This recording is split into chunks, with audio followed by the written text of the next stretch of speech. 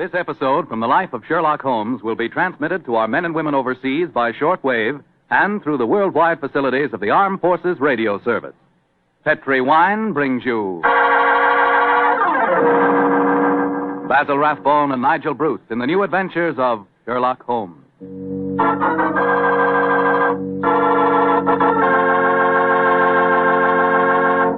The Petri family, the family that took time to bring you good wine, invites you to listen to Dr. Watson tell us about another exciting adventure he shared with his old friend, that master detective, Sherlock Holmes. Say, and I've got a little something to tell you myself. I want to tell you that if you haven't sent in for your free recipe calendar, I think we've still got enough on hand to take care of you if you hurry. The requests have been pouring in like mad, literally by the thousands. No wonder. It's really a terrific offer. It's a calendar for 1945 and 46. It's in full color, and it tells you all you have to know about cooking with Petri wine. Write to Petri Wine, Petri, Petri Wine, San Francisco 26, California. San Francisco 26, California. But better hurry so we can get your recipe calendar to you immediately.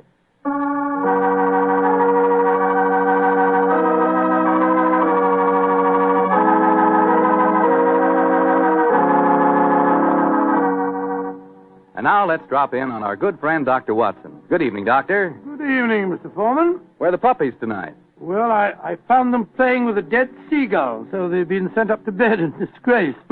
You certainly look comfortable yourself, Doctor. What's that small blue book you're reading, the latest bestseller? No, indeed not.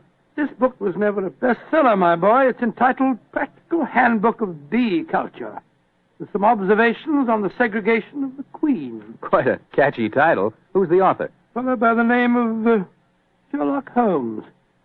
He was engaged in writing it when the adventure I'm going to tell you about took place. Well, you told us last week, Doctor, that a pair of canaries played an important part in the story. That's quite right, Mr. Foreman. It was in the summer of 1908, I remember, and I'd persuaded Holmes to leave his Sussex bee farm for a few weeks and to join me in a holiday at the little fishing village of Kingsgate in Kent. We were staying at a charming little inn called the Fisherman's Arms, and for the first few days, our holiday was a delightful one. And then, I suppose, Doctor, strange things began to happen. They did indeed, Mr. Foreman, they did indeed. Very strange things. One afternoon, we'd just finished a late tea, I remember, and were sitting outside on the lawn sunning ourselves and enjoying our pipes. Holmes lay back with his long, thin fingers clasped behind his head, gazing thoughtfully at the multicolored fishing boats bobbing at anchor in the harbor. After a moment or two, he spoke to me. Watson, you're really a splendid companion. I can't think of anyone else who would let me smoke my pipe in silence for half an hour without asking me what I'm thinking about. That's not very surprising, Holmes, after all the years that we've been together. Well, nevertheless, the gift is a rare one, old chap, and I appreciate it. Oh, thank you, old fellow. By the way, since the half hour's up, what have you been thinking about? The lack of enterprise of a modern criminal. Audacity and romance seem to have passed forever from the criminal world. Read this note I received this morning, old fellow. See for yourself how low I have sunk. Oh, let's have a look. Mr. Holmes, I am staying in the same inn as yourself, and as I have had a very frightening experience this week, I thought perhaps you would help me. Please do. It's signed Mary Victor. An exciting document, isn't it? Written on lavender notepaper, reeking of perfume, and the handwriting is obviously that of an adolescent girl. You haven't bothered to answer, of course. Oh, yes, I have. I sent a message back by our good landlord that I would be glad to see her. Why, Holmes? You came down here to complete your handbook on bee farming. Oh. Confound it. Those two wretched canaries are getting their sunbath on the windowsill above us. Oh, I think it's rather jolly to hear little fellows chirping away up there. Well, I find the sound most distracting. Let's go inside. You know, Holmes, those birds are owned by a charming couple, Mr. and Mrs. Wainwright. I was chatting with them on the stairs this morning. I'm afraid their charm will escape me as long as their pets continue to tweet in that irritating manner. You've spoken of the peace and quiet of the country inn, Watson, and yet I find that... Come in. Ah, Miss Mary Victor, I presume. Yes, Mr. Holmes. Please come in and close the door, won't you? Thank you. This is my old friend, Dr. Watson. You may speak quite freely in front of him. How do you do, Miss Victor? How do you do, Doctor? Now, sit down, young lady, and tell me what's troubling you. Mr. Holmes, I came down here from London to get away from someone. But I've been followed. I've been afraid to leave the inn. Until last night I felt I couldn't stand being cooped up any longer. So I went for a walk on the seashore. Someone followed me, Mr. Holmes. I ran back here as fast as I could. But now he knows where I live. And I'm frightened. Please help me. My dear Miss Victor, I'm afraid you must be much more specific before I can help you. Who has followed you down here, and why are you afraid of him? I'll tell you the whole story. It'll sound strange to you, but I swear it. Oh, there he is again, down by the gate. I'm going to my room. Now. Don't you be frightened, Miss Victor. I'm sure we'll be... Oh, that's all. Extraordinary thing. I don't see anyone outside who might have frightened her. There are 2 or 3 fishermen loitering about. Wait a minute. Here's a young fellow walking up the path. Come on, Watson. Out through the French windows again. Oh, good gracious me. Here we go again. I think we'll take the liberty of accosting him. Excuse me, sir. Yes? Are you looking for Miss Mary Victor? Is she young and pretty? Yes, sir. She is. Extremely so. Then I'm looking for her. Where can I find her? I can see you're being facetious, sir. Well, there's no harm in that, is there? By the way, who are you gentlemen, may I ask? My name is Holmes, and this is my friend Dr. Watson. I'm Basil Carter. You're not Sherlock Holmes, are you? That is my name. I thought you seemed familiar. I know your brother, Mycroft. Oh, indeed. Then I presume you're connected with the Foreign Office. Yes, I'm in the consular service. Are you staying at the inn, young man? For a few days. It's funny that I should run into the great Sherlock Holmes. Why, may I ask? I was planning a murder. Oh, really? But with you Murder? gentlemen here, I see that I shall have to be very discreet. Who is your intended victim, may I inquire? There are 2 of them. The 2 canaries in the room next to mine. Oh, Canary. For a moment I thought that you were really serious. But I am serious. The wretched creatures have been driving me mad. Yes, I quite sympathize with you, sir. I've been thinking of committing a slight case of mayhem on them myself. We can take one apiece, Mr. Holmes. Well, I'm glad to have met you both. I'll probably see you again. Goodbye. Goodbye, sir. Goodbye. I don't like that fellow, Holmes. If you ask me, he's the man who's been frightening the poor girl that came to us. He had a peculiar look on his face when you asked him if he was looking for Mary Victor. Well, there's only one person who can settle the question, and that's the young lady herself. Come on, old fellow. Let's go back indoors. Shh. Here comes Wainwright, the owner of the Canaries. Good evening, Mr. Wainwright. Good evening, gentlemen. This is my friend, Mr. Sherlock Holmes. I'm honored to meet you, sir. How do you do, Mr. Wainwright? Beautiful evening, isn't it? I just took a stroll down to the store to get some more birdseed. By the way, Mr. Holmes, I hope our canaries don't bother you. Little fellows are such a comfort to my wife and me. Oh, no, not at all, sir. I find their chirruping very soothing. Oh, I'm so glad. Good night, gentlemen. Good night, sir. Good night, Mr. Wilson. Not Wilson, Mr. Holmes. Wainwright. Oh, I beg your pardon. I'm so sorry. I thought you said Wilson. Good night. Not like you to mix up names, Holmes. I didn't mix them up, old fellow. I never forget a face. Mr. Wainwright is in reality Wilson, the notorious canary trainer, whom I had the pleasure of sending to prison for a 7-year stretch in '95. Some years later, he made one of the most spectacular escapes from prison in the history of crime, and has since managed to evade all efforts to recapture him. Great Scott, he seems such a sweet old fellow. Well, possibly he's reformed, but I doubt it. Our stage is set for an intriguing problem, old chap, and our cast is an interesting one. A frightened young girl, a diplomat of uncertain integrity, and a noted criminal. Watson, I have a feeling that once again the game's afoot.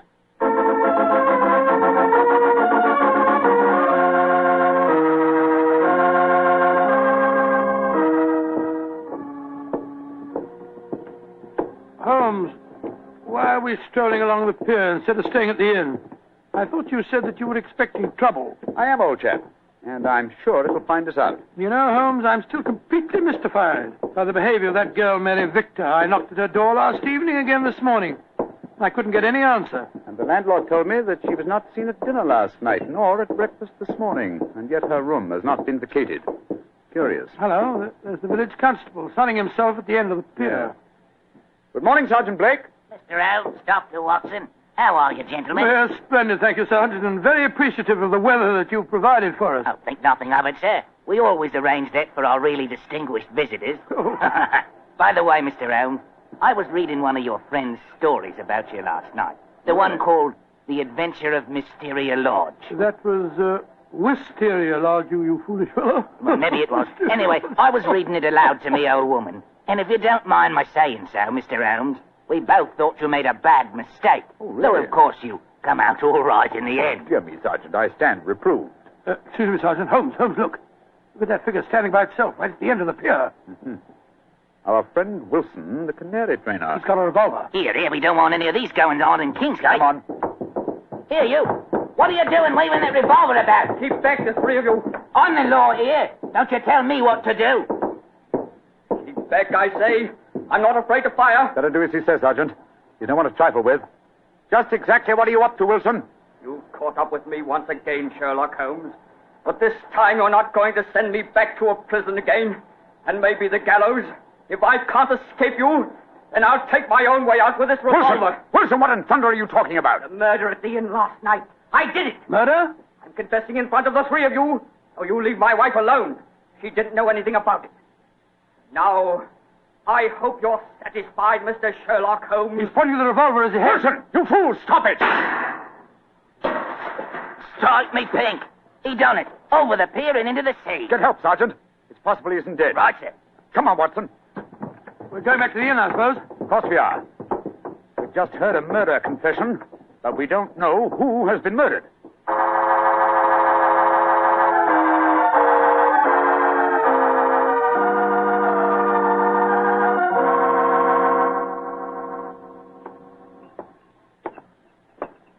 Holmes, what was the telegram that you sent off just now? A message to my brother, Mycroft. The innkeeper informed me that Basil Carter, the young diplomat we met yesterday, left the inn rather hurriedly in the early hours of this morning. Come on, let's go upstairs. Well, we'll have to break the news to Mrs. Wainwright, I suppose. Before we do that, I think we'll see if Miss Victor's in her room. Which one is it? Here, top of the stairs. We'll take the liberty of looking in. Miss Victor hasn't been seen since last night. Uh-huh. Unlocked. Lord, what a mess.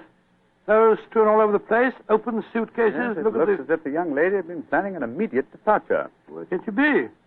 No one's seen her since last night. Oh, I beg your pardon, gentlemen. I thought I heard Mary Victor come in. I'm Mrs. Wainwright. Mrs. Wainwright, I'm afraid we have some rather bad news for you. Your husband shot himself a quarter of an hour ago at the end of the pier, and his body fell into the sea.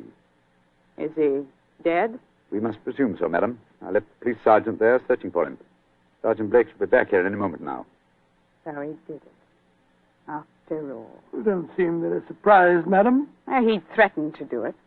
Mrs. Wainwright, before your husband shot himself, he confessed to committing a murder in this inn last night. A murder? Whose murder? At the moment, we're not quite sure. Oh, he must have been out of his mind. Mrs. Wainwright, I'm afraid I must ask you some rather painful questions. Are you aware that your husband was a criminal, that he served a prison sentence under the name of Wilson? Yes, I knew that. He told me when we were married 2 years ago. But he said that he'd gone straight ever since he'd come out of prison. That's why he changed his name. He was trying to make a fresh start. You know no reason for his planning to kill anyone at this inn? None. And unless you find someone murdered, I wouldn't give too much thought to it. Yes, if you'll forgive my saying so, madam, you seem remarkably unmoved by your husband's tragedy. Why should I pretend? We were very unhappy together. This might be the best way out of it for both of us. Oh, for my soul. My husband carried quite a large amount of life insurance. In the event of suicide, would that be payable? Depends on the policy, madam. But I must say that from your attitude, I begin to doubt whether your husband is dead. What do you mean? I mean that if Mr. Wilson, or if you prefer it, Mr. Wainwright, wished to disappear in spectacular style, what could be simpler than to pretend to shoot himself, drop into the sea... Mr. Holmes! Mr. Holmes! I'm up here, Sergeant. Did you find him? Yes, Mr. Holmes. We fished him out right away. Dead as a doornail. Shot himself to the head, he did. Well, that disposes of your last theory, Holmes. Did you find the revolver, Sergeant? Yes, ma'am. Got it right here with me. One bullet missing. Have you found out if anyone here's been murdered, Mr. I Holmes? found out very little as yet. Wait a moment. Listen. I don't hear anything. Exactly, you hear nothing. Yet we're within a few feet of the Wainwright's room. What do you mean, Mr. Holmes? I mean that there is one sound we should be hearing very clearly at the moment. Why didn't I think of it before? The sound of your canaries chirruping. We've heard little else for days. Come on, Watson. Where are you going? Your room, madam. I'm afraid I must dispense with asking your permission. You're already in my room. It seems a little late even to mention the subject. Here's the birdcage, the windowsill. Oh, birds are gone. No, old chap. If you look more closely, you'll see them on the bottom of the cage. Let me open this door and get one of them out. By Jove, Holmes. They're dead. And yet when we entered the inn a few minutes ago, they were still chirruping. But who on earth would want to kill a couple of birds? That, my dear fellow, is one of the things we have to find out. So far, I must admit, I'm puzzled. We have a self-confessed murderer, and the nearest thing we can find to a corpse is a pair of dead canaries.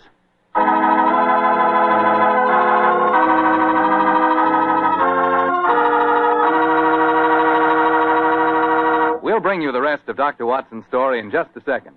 A second I'll take, if you don't mind, to ask you if you've ever had a glass of Petri California sherry. Because if you haven't, boy, you want to remedy that situation pronto. Try that Petri sherry before dinner some evening. Look at its clear amber color. Smell the fragrance of those luscious grapes. And get a sample of that Petri flavor. That Petri sherry can turn the usual before-dinner lull into a main event. And say, if you like your sherry dry, as I do, wait till you taste Petri Pale Dry Sherry. Is that ever good? But after all, when it's a Petri wine, it's always a good wine.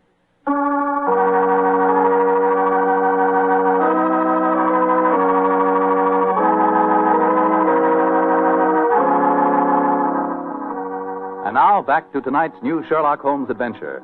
Strange events are taking place in the Kentish fishing village of Kingsgate. A self-confessed murderer has committed suicide, but his victim cannot be found. As we rejoin our story, the great detective and his old friend Dr. Watson are once again examining the room of Mary Victor, one of the missing guests.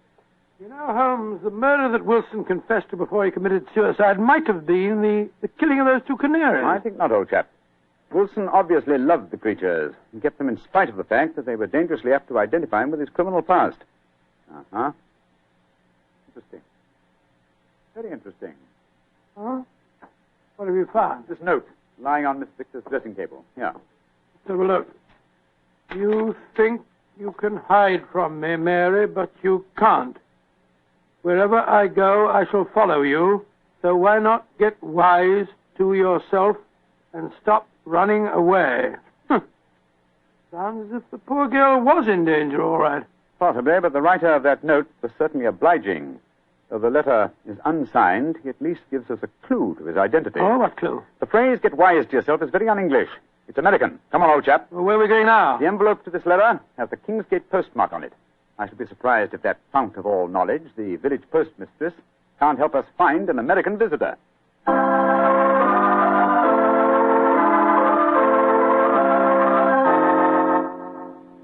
Yes, I know the young man you must be looking for, gentlemen. His name's Walter C. Bunker. He's been in here to send telegrams, and his accent's so strong you could cut it with a knife. Just like one of the Red Indian fellows you read about, you know. Can you tell me where he lives, madam? Well, that I can, sir. He's been rooming at Mrs. Bell's house. 15 Laburnum Grove, down behind the gas works. 15 Laburnum Grove, Mrs. Bell. Thank you. Thank you very much. I'm very much obliged to you.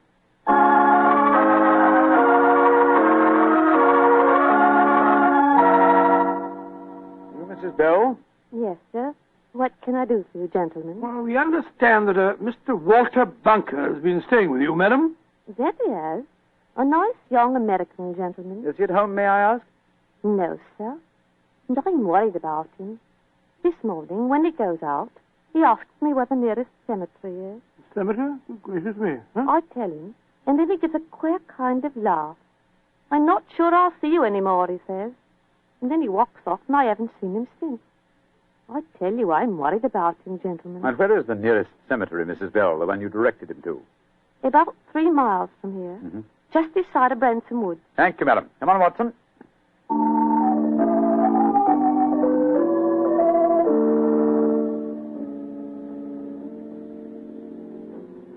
The cemetery seems deserted. There's music coming from the church. Oh, Lord, it's a funeral. Or a wedding. Come on.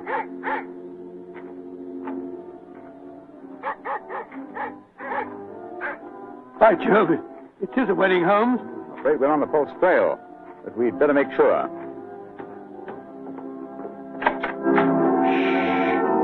Quiet, gentlemen, please. The ceremony is just ending. Just one question. Can you tell me the names of the couple who've just been married? Miss Mary Victor from the inn and a young American by the name of Bunker. Thank you. we have been following a false trail, confound it. The frightened young lady was merely frightened by her persistent American fiancé. The threatening letter that he sent her. Ambiguously worded, when you come to think of it. Anyway, we can cease to worry about Miss Victor. As she is now Mrs. Bunker, I think we can assume that she's out of all danger. We've got to start all over again. Oh, no, my dear fellow. The field is narrowing. We'll head back for the inn now, and I have a feeling that we're on the last lap of our strange adventure.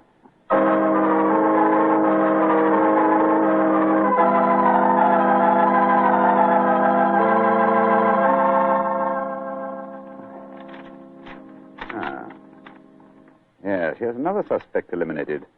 This telegram is from my brother Mycroft. I telegraphed him earlier on today to check on the movements of Basil Carter, the young man who left the inn so mysteriously in the early hours of this morning.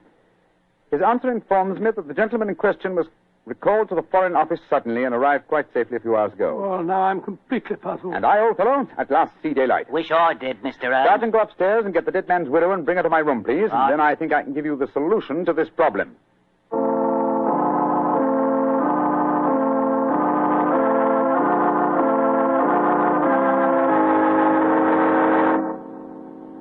What do you want with me, Mr. Holmes? Just sit down, madam. You and Sergeant Blake make yourselves comfortable. Now, in the first place, the murder occurred this morning and not last night. I know what you're hinting at. The Canaries. I admit I killed them. But you can't do anything to me for that. Why did you kill those birds? I hated them. As much as my husband loved them. And when I knew he was dead, their singing drove me mad. So I killed them. But they must have been already dead when we told you of your husband's suicide. True, Watson, but the lady was fully aware that her husband was dead when we informed her of the fact. You see, she murdered him. You're talking rubbish. Yes, Mr. Holmes. How could she have murdered him? We saw him shoot himself before our eyes. Because when Wilson raised that revolver to his head, he was convinced that it contained blank cartridges. Unfortunately for him, his wife had deliberately replaced the blanks with live cartridges. But great heavens, why? How? Let me reconstruct the case for you. Wilson, with the connivance of his wife here, had contrived a disappearance plot. He knew that I had spotted his real identity, and so he planned this rather dramatic exit. Confessed to a non-existent murder, and then, well, had his plan materialized, he was to shoot himself with a blank. Fall from the pier, an apparent suicide. What a fantastic scheme, but how did he plan to get away? Well, he would have swum under the water, safe distance, and so made his escape. Oh, his plan couldn't work possibly. No, probably not, not. But at least it was ingenious. He would have destroyed his true identity and have had his revenge on me by making me search for a murder that had never been committed. Unfortunately for him, his wife was his accomplice and saw in the scheme an excellent way of killing her husband. You think you're so very clever, Mr. Holmes, but even if it were true, how could you prove it? Observe this revolver, Mrs. Wilson. It's the one your husband shot himself with. What can you prove from that? Ever hear of fingerprint tests? I've heard of them. But that revolver's been underwater. True, quite true. But thanks to the researches of my excellent friend, Dr. John Thorndyke, an infallible test has been discovered for recording fingerprints even after immersion in seawater. What? I applied the test to the prints on the revolver and the bullets and compared them with some that we found on the water glass in your room. They are the same, Mrs. Wilson. Now, does a man let his wife load his suicide weapon? Sergeant Blake, I think it's obvious that the time has come for you to take over the case. All right, so I did change the bullets. I hated him. I'm glad he's dead. And what's more, I'd do it again.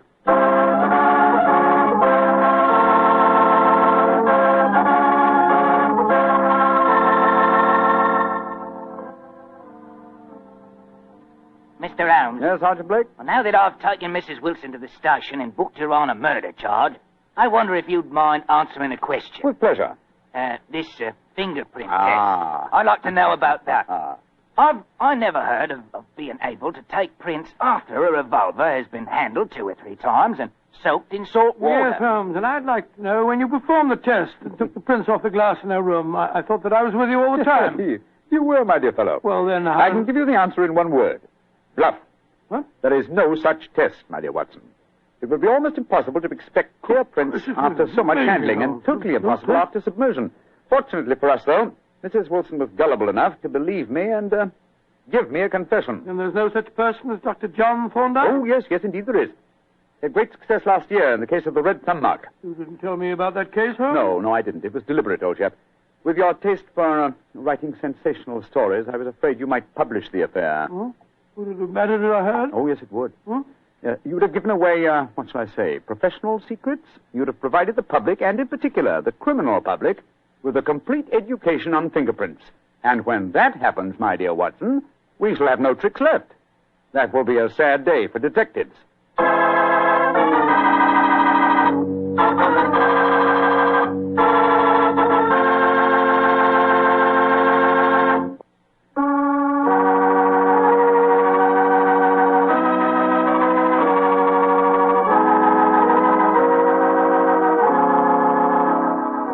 Tonight's Sherlock Holmes adventure is written by Dennis Green and Anthony Boucher and is based on an incident in the Sir Arthur Conan Doyle story, The Adventure of Wisteria Lodge.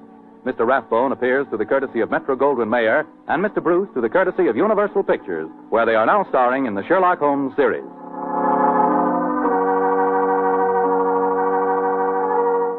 The Petri Wine Company of San Francisco, California, invites you to tune in again next week, same time, same station. This is Bill Foreman saying goodnight for the Petri family. Sherlock Holmes comes to you from our Hollywood studios. This is the Mutual Broadcasting System.